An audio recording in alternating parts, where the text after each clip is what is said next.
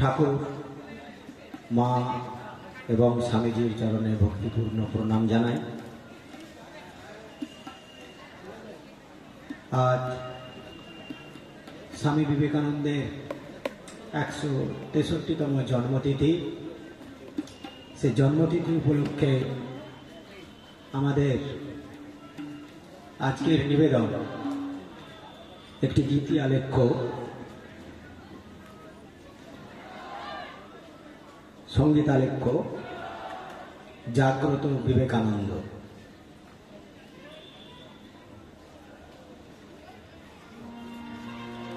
শুরু হচ্ছে সঙ্গীতালেখ্য জাগ্রত বিবেকানন্দ।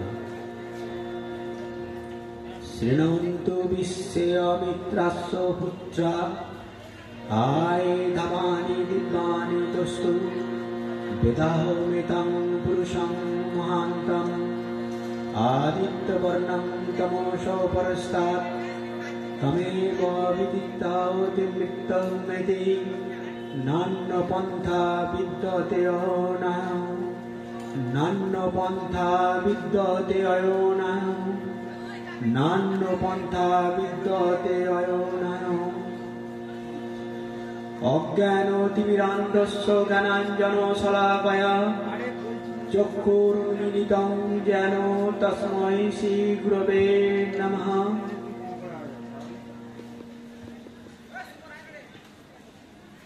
স্বামী বিবেকানন্দ এক মহাদীপ্ত মধ্যাহ্ন সূর্য সম। চরিত্রের প্রতি আমরা যখনই দৃষ্টিপাত করি, স্বামী বিবেকানন্দের প্রবল ব্যক্তিত্ব ও প্রতিভার আলোক ছটায় আমাদের অসহনীয় মনে হয়। তার বিরাটত্বের পরিমাপ করা অথবা তার অতল প্রেমপূর্ণ হৃদয়াবেগ বিন্দুমাত্র ধারণ করায় একান্তই আমাদের সাধ্যাতীত ব্যাপার। এই মহা চৈতন্যময় পুরুষ যেমন একাধারে অতুলনীয় নিঃস্বার্থ প্রেমিক, তেমনি এক নির্ভীক আপসীন সর্বোচ্চ সত্যের প্রচারক। স্বামী বিবেকানন্দ মানবতার জাগরণের দূত, জাগ্রত আত্মার প্রতীক। সর্ববিষয়ে বহুদূর প্রসারী দৃষ্টি, ভারত আত্মার মূর্ত প্রতীক। অন্তরস্পর্শী বাগ্মী দার্শনিক হিসাবে প্রাচ্য ও পাশ্চাত্যের দার্শনিকগণের মধ্যেও পুরোধা তিনি।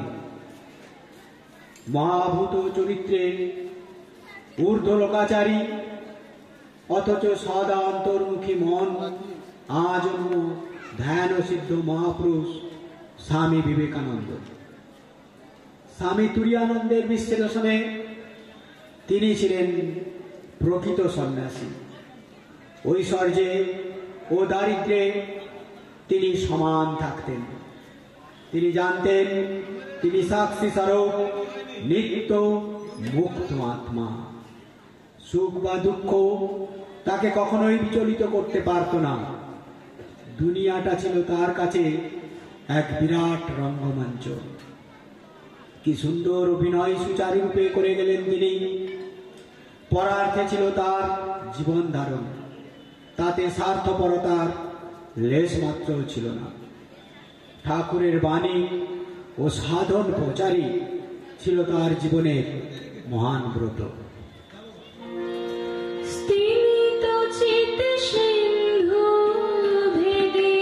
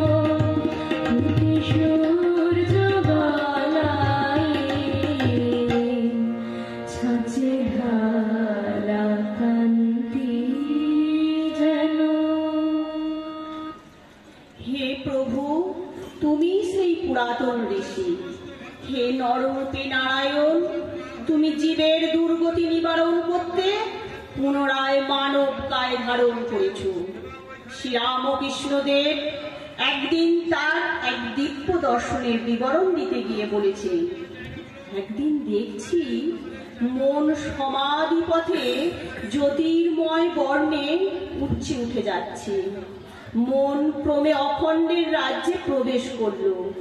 দেখতে পেলাম দিব্য জ্যোতির ঘন তনু 7 জন প্রবীণ ঋষি সেখানে সমাধিস্থ হয়ে বসে আছে।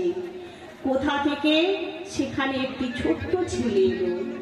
কি তার রূপ! দেখলে চোখ জুড়িয়ে যায়, কিন্তু দেখবে কে? ঋষিরা সবাই তো চোখ বুজে আছে। ছেলেটি এগিয়ে গিয়ে 2 হাত মেলে একজন ঋষির গলা জড়িয়ে ধরল। কত আদর করে তাকে ডাকতে লাগলো যাতে তার ধ্যান ভাঙে। অনেকক্ষণ ডাকার পর ঋষি চোখ মেলে চাইলেন। ছেলেটিকে দেখে ঋষি খুব আনন্দ পেলেন। ঋষিকে চাইতে দেখে ছেলেটি বলল, আমি যাচ্ছি, তোমাকেও আমার সাথে যেতে হবে। কথাগুলি কি মিষ্টি! ঋষি তার ঐরূপ অনুরোধে কোনো কথা না বলিলেও তার প্রেমপূর্ণ প্রসন্ন ভাব অন্তরের সম্মতি ব্যক্ত করল। তিনি যেতে রাজি হলেন। সপ্তর্ষি মণ্ডলের ওই ঋষি পরবর্তীকালে জন্মগ্রহণ করলেন এই ধরাধামে। নাম নরেন্দ্রনাথ দত্ত। তিনি পরবর্তীকালে স্বামী বিবেকানন্দ। আর সেই দিব্য শিশুটি শ্রীরামকৃষ্ণদেব। ত্রেতায় শ্রীরামচন্দ্রের সঙ্গে এসেছিলেন মহাবীর, শ্রীকৃষ্ণর সাথে এসেছিলেন অর্জুনকে। শ্রীরামকৃষ্ণ নিয়ে এলেন স্বামী বিবেকানন্দকে। যুগে যুগে তার মানবের সার্বিক কল্যাণ সাধনে শরীর ধারণ করেছেন। সর্বত্যাগী এক বীর সন্ন্যাসী, বিপুল হৃদয়। সেই হৃদয়ের দুর্নিবার ভালোবাসার স্রোত নিয়ে তিনি আমাদের কাছে হাজির। স্বামীজির সিংহ বিক্রম মূর্তির সামনে দাঁড়ালে আমাদের যেমন শ্রদ্ধা ও সমীহ জাগে, তেমনি তার পদ্ম পলাশ দুটি চোখের দিকে তাকালে এক পরম নির্ভীকতা আশ্বাস পাওয়া যায়। শরণাগত তুমি স্বাগত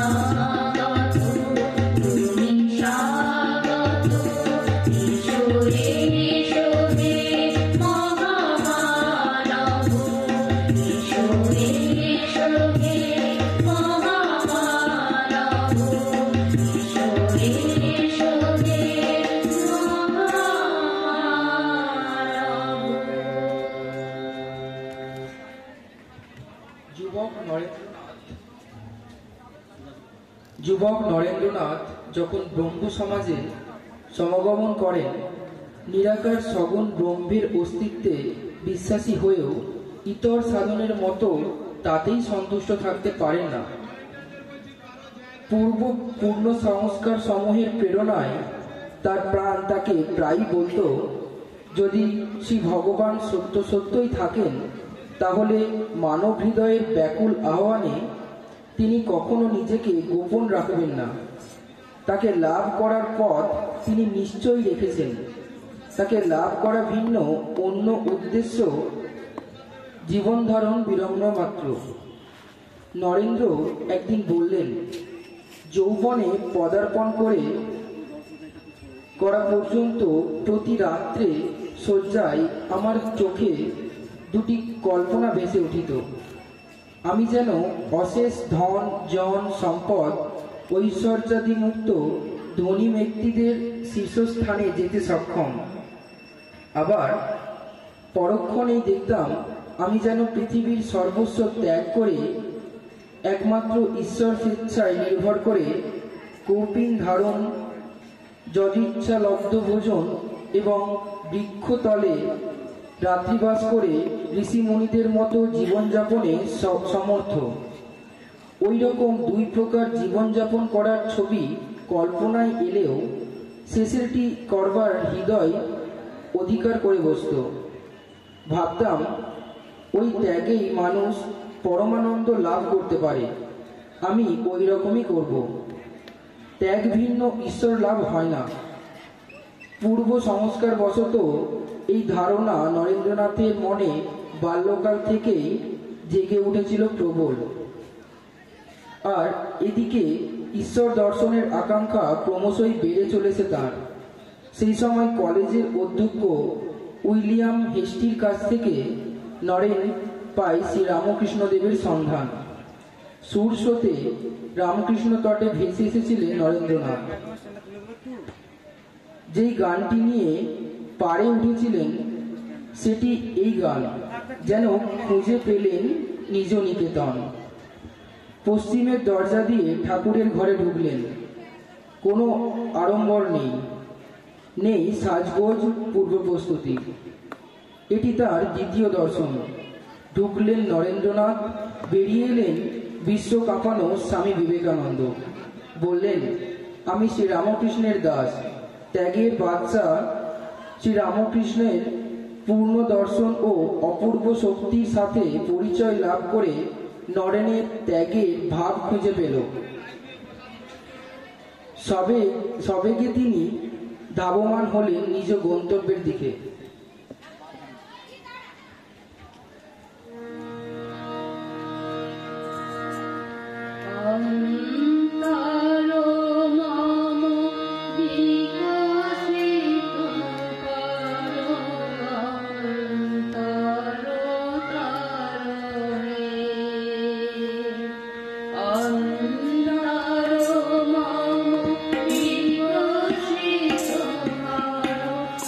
Thank you.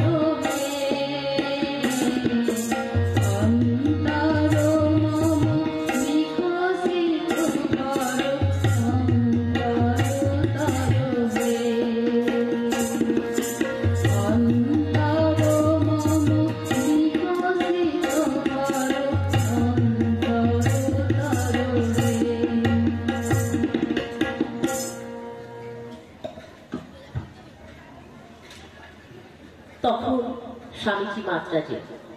1893 সাল। তখনও আমেরিকায় যাওয়া না যাওয়া নিয়ে মনস্থির করতে পারেননি তিনি। কিছুদিন আগে তিনি কন্যাকুমারীর শেষ শিলাখণ্ডে বসে ধ্যানে মগ্ন হয়ে এবং তার হৃদয়ে উদ্ভাসিত হয়েছিল অতীত, বর্তমান ও ভবিষ্যৎ ভারতবর্ষের ছবি। অবশেষে শ্রী রামকৃষ্ণ তাকে দর্শন দিয়ে আদেশ করলেন পাশ্চাত্যে যেতে। তার কথায়, আমার শিকাগো ধর্ম মহাসভায় যাওয়ার ইচ্ছে ছিল না, মনে মনে না যাওয়ারই সিদ্ধান্ত করেছিলাম। কিন্তু ঠাকুর আমাকে দেখা দিয়ে কয়েকদিন ধরে বারবার বলতে লাগলেন, আমার কাজের জন্য এসেছিস, তোকে যেতেই হবে, তোর জন্যই ওই সভার আয়োজন জানবি। আমেরিকায় যাওয়ার ঠিক কয়েক মাস আগে তিনি তার গুরু ভাই স্বামী তুরিয়ানন্দকে আবু পাহাড়ে বলেছিলেন, হরি ভাই, ওই ধর্ম মহাসভা টভা যা হচ্ছে তা এর জন্যই। আমার মন তাই বলছে, দেখবে শিগগিরই এটা ফলে যাবে। ভারত পরিভ্রমণকালে স্বামীজি বুঝতে পেরেছিলেন এদেশের মানুষ ভারতবর্ষের প্রাচীন গৌরব ঐতিহ্য সম্পর্কে বিস্মৃত, তাই তারা মৃত পায় হয়ে রয়েছে। এই লাঞ্ছিত পদানত দেশবাসীর আত্মবিশ্বাস জাগাতে স্বামীজি শিকাগোয় বোমার মতো ফেটে পড়লেন। ম্যাজিশিয়ানের মতো পুণ্যভূমি ভারতের প্রাচীন ঐতিহ্য, গৌরবোজ্জ্বল সভ্যতা ও সংস্কৃতিকে হীনমন্য জাতির সামনে প্রচার করে জাতীয় ঐতিহ্যের প্রতি তাদের শ্রদ্ধাশীল করে তুললেন। সেদিন বিশ্বের দরবারে সবাই বুঝেছিল, ভারতবর্ষ দরিদ্র হতে পারে, পরাধীন হতে পারে, কিন্তু চরিত্র বড়, তেজ, আধ্যাত্মিকতা, জ্ঞান, প্রজ্ঞায় সে সারা পৃথিবীকে জয় করার ক্ষমতা রাখে। বিবেকানন্দের শিকাগো যাত্রা জগতের সামনে প্রথম প্রকাশ্যে দেখিয়ে দিল, সে is awake not only the survive but to conquer the world. ভারতবাসী দেখল তার ভিতরেও শক্তি আছে, সে অনেক কিছু করতে পারে ও করবে। ভারতবর্ষ জড়তা ছেড়ে জেগে উঠল। এতদিনের মৃত প্রায় মৃত্যুত তমচ্ছাচ্ছন্ন দেশটা মাথা উঁচু করে দাঁড়াতে চাইল। বিশ্বের চোখে যে জাতি বর্বর পৌত্তলিক রূপে পরিচিত ছিল, হঠাৎ অন্ধকার থেকে আলোর মাঝে এসে সেটি জগৎ সভায় শ্রেষ্ঠ আসন অধিকার করে দিল। ভারতবর্ষ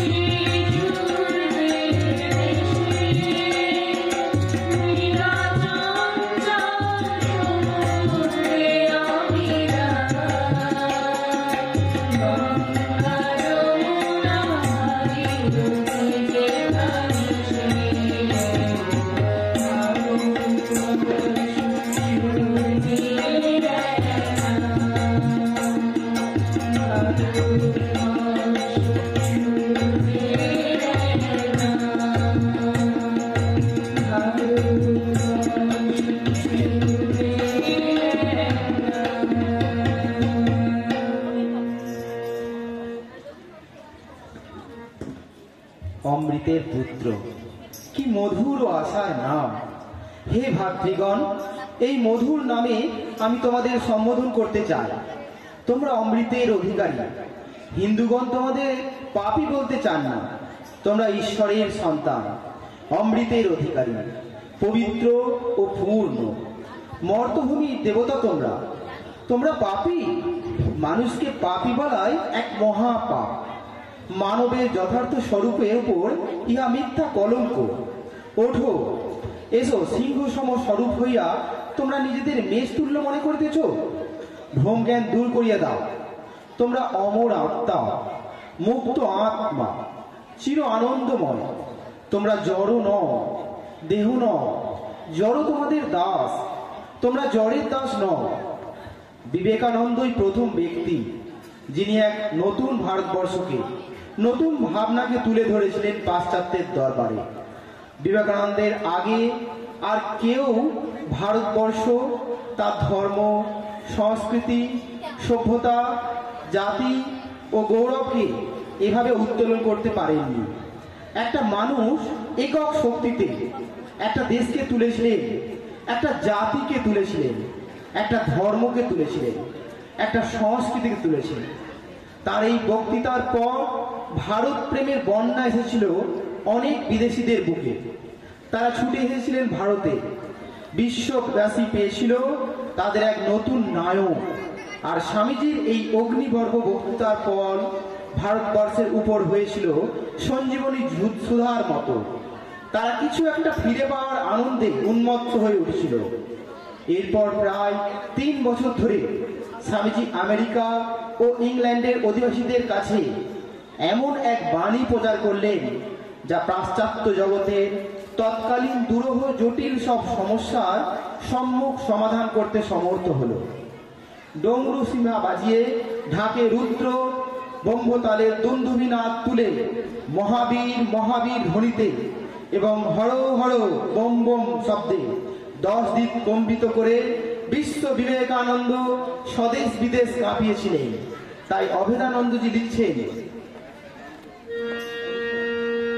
স্বদেশ বিদেশ চলে উঠিছে তোমার রূপির আকাশ বাতাস ভরিয়া তুলেছে তোমার মহান মন্ত্র। স্বদেশ বিদেশ চলে উঠিছে তোমার রূপির মন্ত্র। আকাশ বাতাস ভরিয়া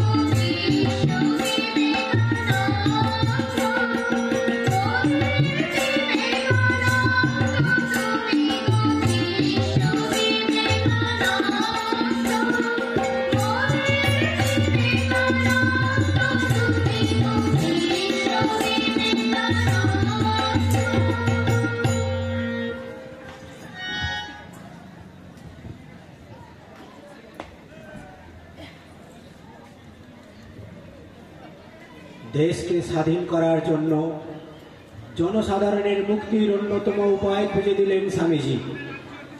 শুরু হলো জাতীয় স্বাধীনতা সংগ্রামের ইতিহাসে আরেকটি অগ্নিযুগের। সাইক্লোনিক মঙ্ক স্বামী বিবেকানন্দ ভারতের বুকে ঝাঁপিয়ে পড়লেন। চাবুকে সচকিত করে তুললেন ভারতবাসীকে, জানিয়ে দিলেন তুমি জন্ম হইতেই মায়ের জন্য বলি প্রদত্ত। তিনি বুঝেছিলেন এই পরাধীন মৃত প্রায় দেশটার হৃত গৌরব পুনরুদ্ধারের জন্য সর্বাগ্রে প্রয়োজন তার স্বাধীনতা। বজ্র নির্ঘোষ কণ্ঠে তিনি ডাক দিলেন, হে ভারত, এই পরানুকরণ পরমকাপেক্ষা এই দাস সুলভ দুর্বলতা সহায়ে তুমি উচ্চাধিকার লাভ করিবে। এই লজ্জাকর কাপুরুষতা সহায়ে তুমি বীরভোগ্যা স্বাধীনতা লাভ করিবে। দেশের এ প্রান্ত থেকে ও প্রান্ত পর্যন্ত প্রতিধ্বনিত হলো সেই বজ্র নিনাদ, আগামী 50 বছর ভারত মাতাই হোক তোমাদের একমাত্র আরাধ্য দেবতা। অন্যান্য অকেজ দেবতাদের এই সময় ভুলে থাকলেও কোনো ক্ষতি নেই। তিনি স্পষ্ট ভাষায় বললেন, আমাদের প্রথম দরকার স্বাধীনতা, পলিটিক্যাল ফ্রিডম। তাই সর্বপ্রথম ইংরেজকে দেশ থেকে তাড়াতে হবে, সর্বশক্তি প্রয়োগ করে, বুলি কপচে নয়, বিল পাস করে নয়, গায়ের জোরে। পরাধীনতার ভারতের কথা বলতে গিয়ে স্বামীজির চোখ যেন আগুন অগ্নিময় হয়ে উঠত। তার সেই জ্বালাময়ী বাণীর উত্তাপে গোটা জাতি উদ্দীপ্ত হয়ে উঠেছিল প্রচন্ডভাবে। বিপ্লবীদের দেহ মনে আগুন ধরিয়ে দিয়েছিল।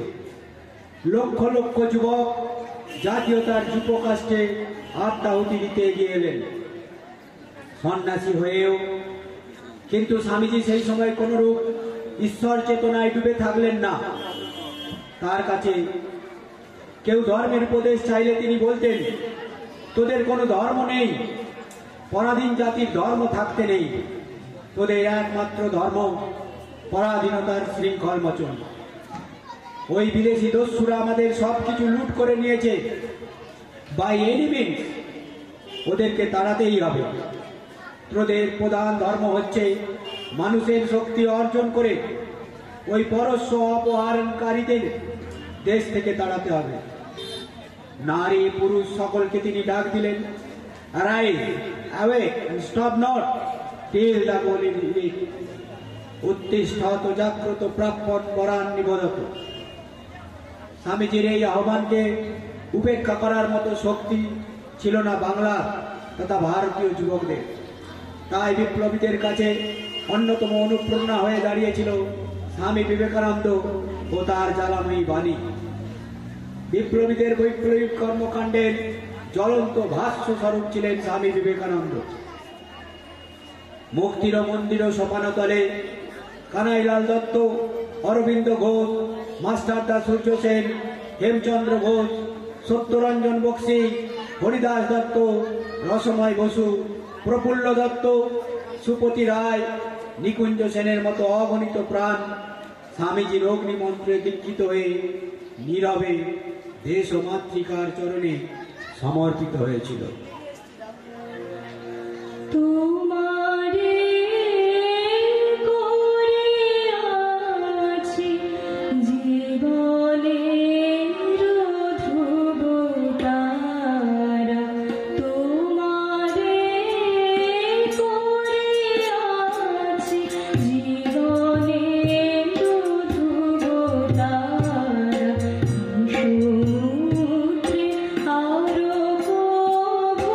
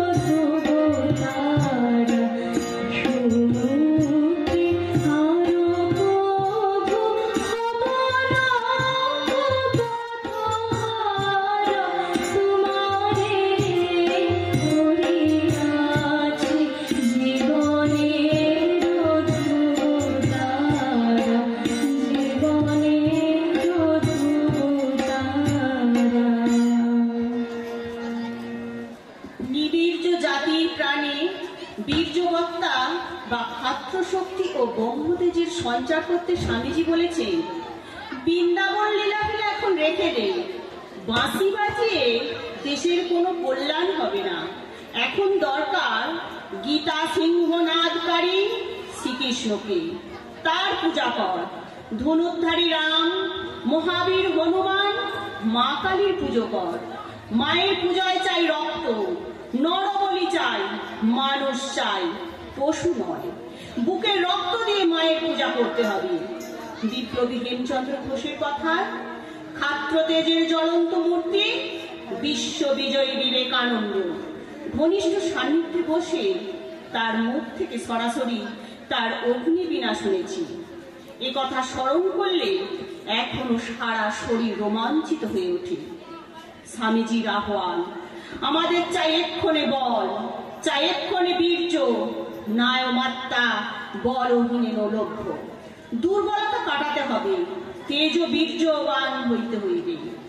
আমি চাই এখন লোক যাদের মাংস পেশি হবে লৌহের মতো, স্নায়ু ইস্পাতের মতো, বজ্রদীপ্ত উপাদানে গঠিত হবে মন।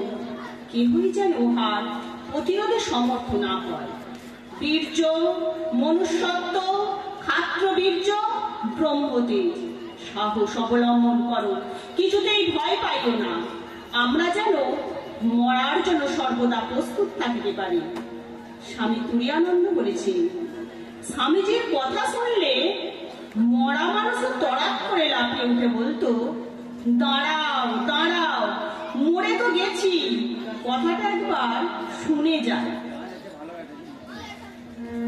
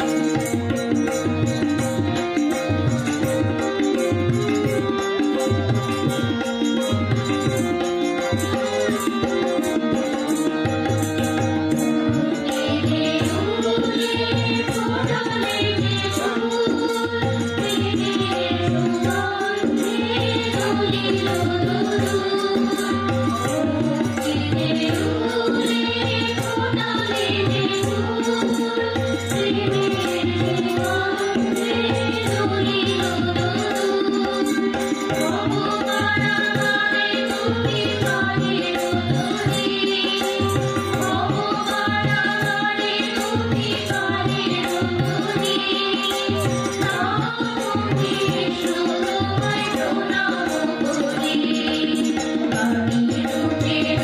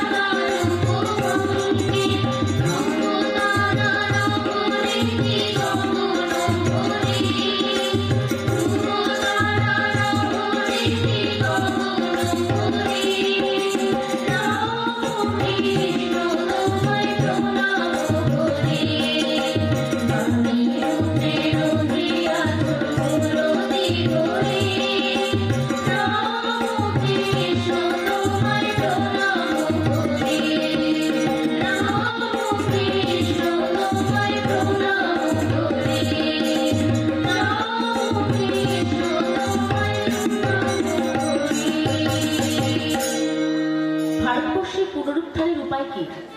স্বামীজি বলছেন, প্রথমে অন্নের ব্যবস্থা করতে হবে, তারপর ধর্ম। খালি পেটে ধর্ম হয় না, চাই ওয়েস্টার্ন সায়েন্স, এর সাথে বেদান্ত চর্চা। আর মূল মন্ত্র হবে ব্রহ্মচর্য, শ্রদ্ধা। চাই স্বাধীনভাবে স্বদেশ বিদ্যার সাথে ইংরাজি আর বিজ্ঞান পড়ানো। চাই কারিগরি বিদ্যা, চাই যাতে শিল্প বাড়ে, লোকে চাকরি করে 2 পয়সা করে খেতে পারে। আর তার জন্য দরকার বীর্যবান, সম্পূর্ণ অকপট, তেজস্বী, বিশ্বাসী যুবক। এইরকম 100 যুবক হলে সমগ্র জগতে ভাবস্রোত ফিরাইয়া দেওয়া যায়। বর্তমান সমাজ এক মহা সংকটের সম্মুখীন। শুধু ভারতের নয়, সমগ্র বিশ্বের আজ এক প্রান্তিক ক্ষণ। অনেকেরই ধারণা আমরা সর্বনাশের শেষ প্রান্তে দাঁড়িয়ে আছি। জীবনের মূল্যবোধ বিকৃত, জীবনের নৈতিক মান অবনমিত, সর্বগ্রাসী নৈরাশ্যবাদ এবং সর্বজনীন উন্মত্ততায় আমরা আক্রান্ত। হতাশায়, উদ্ভ্রান্তিতে, পরাজয়ে আমরা অধঃপতিত। মানুষের আত্মার প্রতি এই অবিশ্বাস, মানুষের মর্যাদার প্রতি ঘৃণ্য বিশ্বাসঘাতকতার এই কঠিন পরিস্থিতিতে যদি বিবেকানন্দের বাণী এখন আমাদের স্মরণ করতে হয়, তাহলে শুনতে পাবো আত্মিক মহিমার প্রতি নির্ভরতার আহ্বান। মানুষের মধ্যে অনন্ত আধ্যাত্মিক সম্ভাবনা অন্তর্নিহিত আছে। তার আত্মা সর্বোচ্চ, অদ্বিতীয়, অপূর্ব।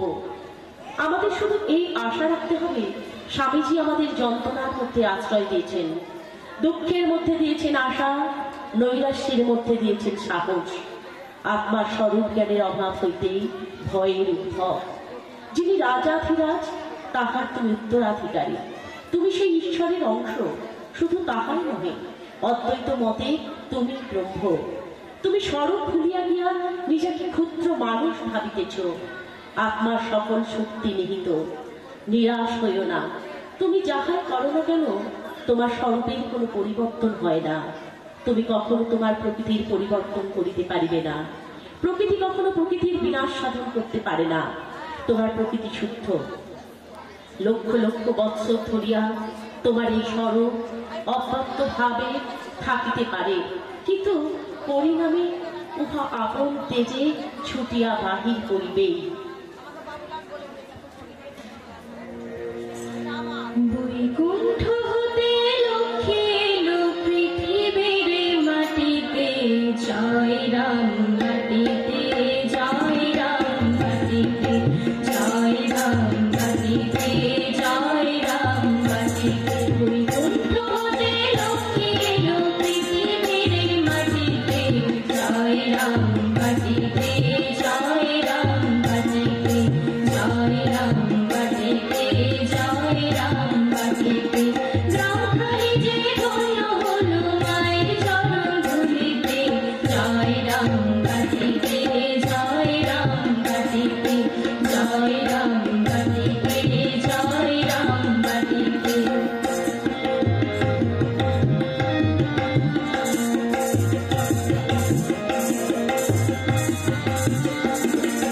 বারোশো ৭৭ পৌষ মায়ের আবির্ভাব, মায়ের লয়ে দূর করিতে খিতাব শোভতাপ।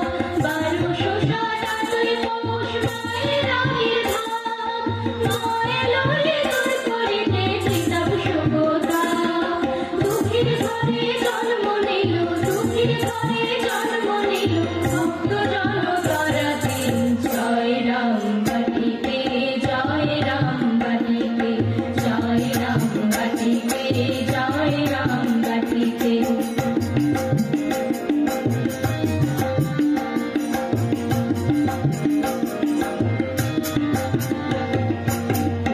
পেল জগদ্গুরু রাম কৃষ্ণ নাম, চরণে শরণে যার মেলে পরম ধাম গো, মেলে পরম ধাম। পুঁথি পেল জগদ্গুরু রাম কৃষ্ণ নাম, চরণে শরণে যার মেলে পরম ধাম গো, মেলে পরম ধাম। রামচন্দ্র পিতা মায়ের শ্যামলের বিধাতা, দামোদরের তীরে এলো জগতের মাতা।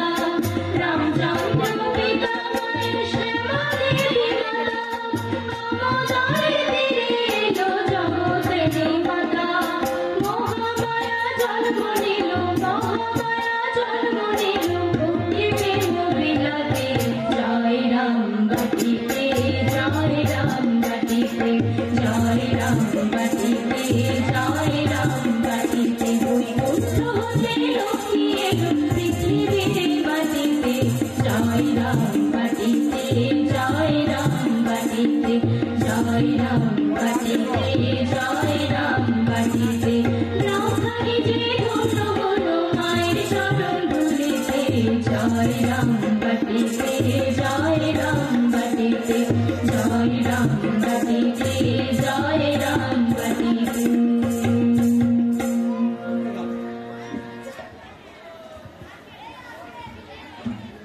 বুদ্ধের মতোই স্বামীজির জীবনে একদিন এমন এক মুহূর্ত এসেছিল, ধ্যানের আনন্দে নিমজ্জবান হয়ে তিনি আর স্থূল জগতে প্রত্যাবর্তন করতে চান না।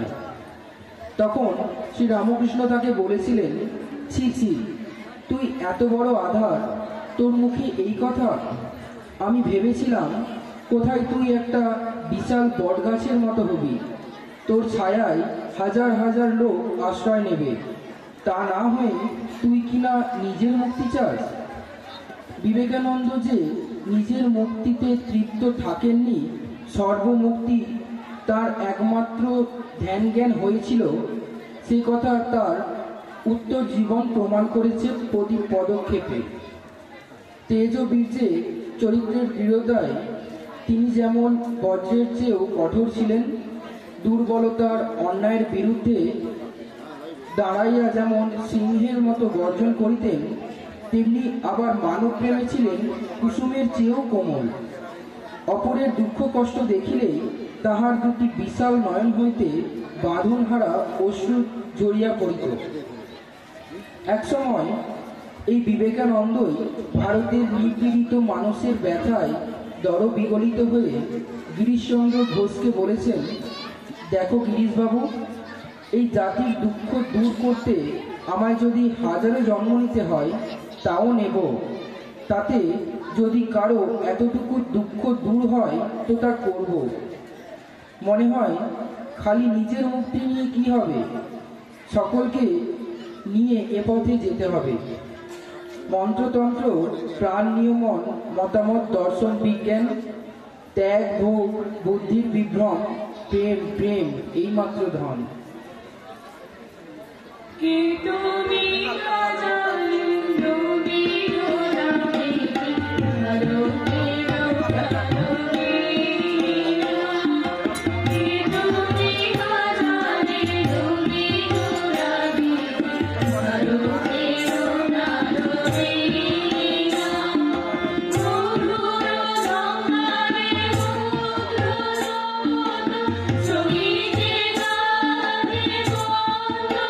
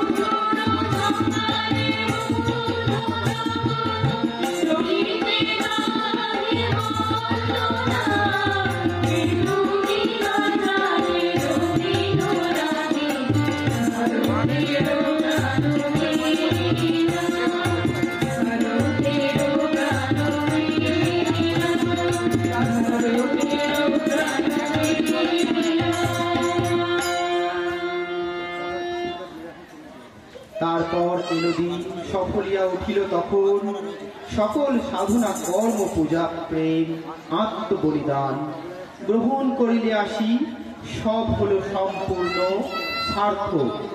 তখন উঠিলে আস তুমি হে প্রসন্ন ছড়াবার তরে মুক্তির আলোক শুভ্র সারা বিশ্ব মানবের পরে। চলো প্রভু চলো তব বাধাহীন পথে ততদিন যতদিন ওই তব মাধ্যদিন প্রখর প্রভায় প্লাবিত না হয় বিশ্ব পৃথিবীর প্রতি দেশে দেশে সেই আলো না হয় ফলিত। যতদিন নরনারী তুলি উচ্চ শির নাহি দেখে টুটেছে শৃঙ্খলা ভার না জানে শিহরানন্দে তাদের জীবন নতুন। স্বামী বিবেকানন্দ এই পৃথিবীতে এক অসাধারণ আগমন। ভবিষ্যতে আবার কবে ঘটবে আমরা জানি না, কিন্তু তিনি আমাদের অভয়বাণী দিয়েছেন। এমনও হইতে পারে যে আমি হয়তো বুঝিব এই দেহের বাইরে চলিয়া যাওয়া, এই দেহকে জীর্ণ পোশাকের মতো ফেলিয়া দেয়াই আমার জন্য হিতকর, কিন্তু আমি কোনোদিন কর্ম হইতে শান্ত হইব না যতদিন না সমগ্র জগৎ ঈশ্বরের সঙ্গে একত্র অনুভব করিতেছে। ততদিন আমি সর্বত্র মানুষের মনে প্রেরণা জাগাইতে থাকিব। এই মৃত্যুঞ্জয়ী বিবেকানন্দই আসল বিবেকানন্দ। জগতের মানুষ কি তাকে চিনেছে? যিনি তার ললাটে মৃত্যুঞ্জয়ী ভাগ্য লিখন নিয়ে জন্মেছিলেন, তাকে কি আমরা চিনেছি? তবে তিনি স্বয়ং বলেছিলেন, what I am is written on my brow. If you read it you are blessed, if you can't the loss is yours, not mine. বিবেকানন্দকে চিনতে গেলে তো আরেক বিবেকানন্দ লাগবে। মিস ম্যাকলাউড বলতেন তিনি ছিলেন মূর্তিমান শক্তি, আর নিবেদিতার মতে তিনি ছিলেন মূর্তিমান স্নেহ।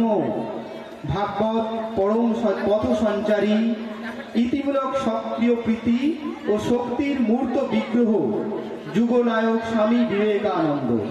বিশ্ববাসীর হৃদয় দরবারে তিনি নতুন বার্তা নিয়ে উপস্থিত ছিলেন। কে কে তাহাকে বরণ করে নবযুগের রূপায়ণ ত্বরান্বিত করিবে? কি কারণে বলো ঠাকুর কামার পুকুর থেকে এলে? কি কারণে বলো ঠাকুর কামার পুকুর থেকে এলে? পরম গুরু রামকৃষ্ণ, পরম গুরু রামকৃষ্ণ শ্যামা মায়ের পাগল ছেলে। কি কারণে বলো ঠাকুর কামার পুকুর থেকে এলে? কি কারণে বলো ঠাকুর কামার পুকুর থেকে এলে?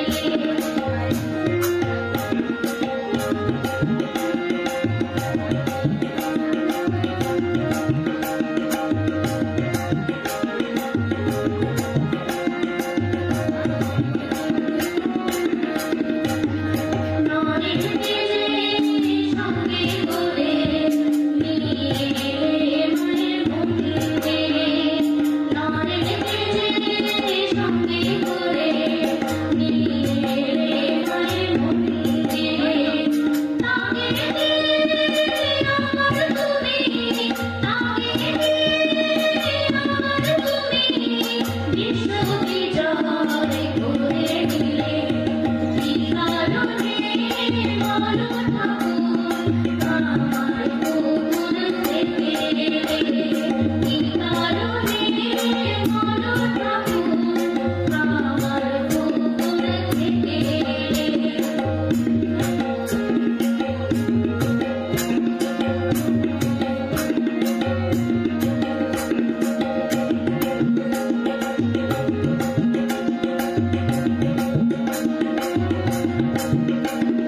টাকা মাটি মাটি টাকা সোজা সরল